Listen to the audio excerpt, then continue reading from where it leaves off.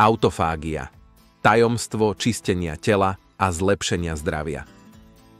Každý z nás má vo svojom tele správny softvér ku zdraviu a dlhovekosti. Ako ho ale spustiť? Ak chceš posunúť svoje zdravie na novú úroveň, autofágia je kľúčom.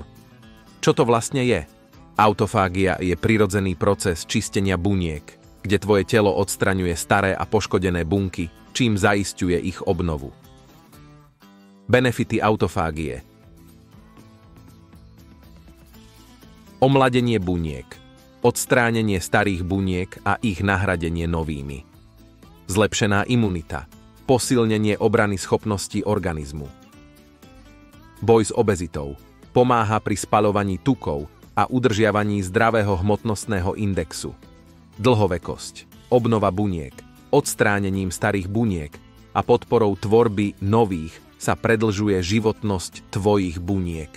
Omladenie tkanív, proces autofágie napomáha obnove tkanív, tým, že staré poškodené bunky použije ako zdroj energie a spustí ich nahradenie novými. Boj s chorobami, prevencia neurodegeneratívnych chorôb. Autofágia môže pomôcť v boji proti neurodegeneratívnym chorobám, ako sú Alzheimerova či Parkinsonova choroba. Ako sa dostať do režimu autofágie? Fastovanie je najlepším spúšťačom autofágie.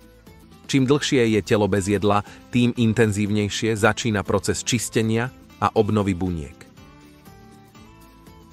Tento proces štartuje približne od 24 hodiny fastovania. Ako začať? Predlžuj fastovanie postupne. Začni s 12-hodinovým fastovaním a postupne predlžuj intervaly.